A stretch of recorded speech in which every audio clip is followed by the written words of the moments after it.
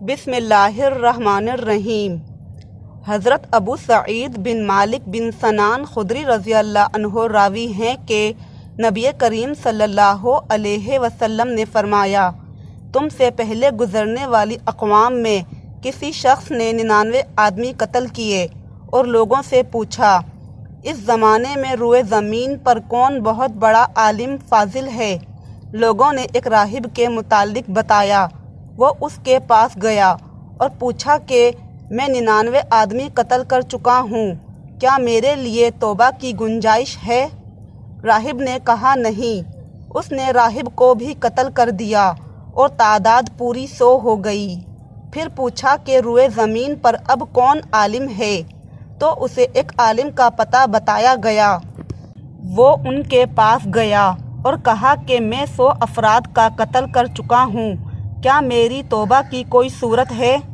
عالم نے کہا، کیوں نہیں؟ تمہارے اور تمہاری توبہ کے درمیان کوئی رکاوٹ نہیں۔ تم فلاں جگہ چلے جاؤ، وہاں اللہ کے کچھ بندے ہیں جو اللہ کی عبادت میں مصروف رہتے ہیں، تم بھی ان کے ساتھ اللہ کی عبادت میں مصروف ہو جاؤ اور اپنے وطن لوٹنے کا خیال دل سے نکال دو کہ وہ سرزمین بدی کا گہوارہ ہے۔ وہ شخص بتائے ہوئے پتے پر روانہ ہو گیا۔ راہ ہی میں تھا کہ موت آ گئی۔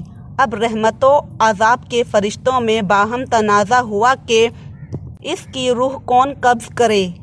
ملائکہ رحمت کا کہنا تھا کہ یہ دل سے توبہ کر کے اور اللہ سے لو لگا کر آ رہا تھا، مگر فرشتہ عذاب کہہ رہے تھے کہ اس نے تو زندگی بھر نام کی کوئی نیکی نہیں کی۔ اس تنازع کا فیصلہ کرنے کے لیے ایک فرشتہ بصورت آدمی ان کے پاس آیا، جس کو انہوں نے ثالث مان لیا۔ تو اس نے کہا، زمین کی پیمائش کر لو، جس زمین کے یہ قریب ہو انہی میں شمار کر لو۔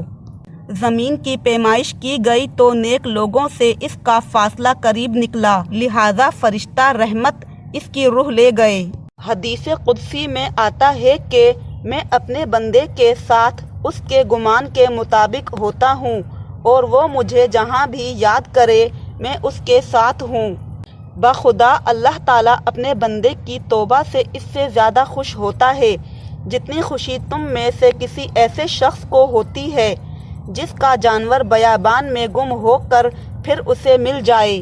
اور جو شخص ایک بالشت میری طرف آتا ہے میں ایک ہاتھ اس کے قریب ہو جاتا ہوں، اور جو شخص ایک ہاتھ میرے قریب آتا ہے میں اس کے ایک باں پھیلائے ہوئے دونوں ہاتھوں کے درمیان کی مسافت قریب ہو جاتا ہوں، اور جب وہ میری طرف چل کر آتا ہے تو میں اس کی طرف دوڑ کر آتا ہوں۔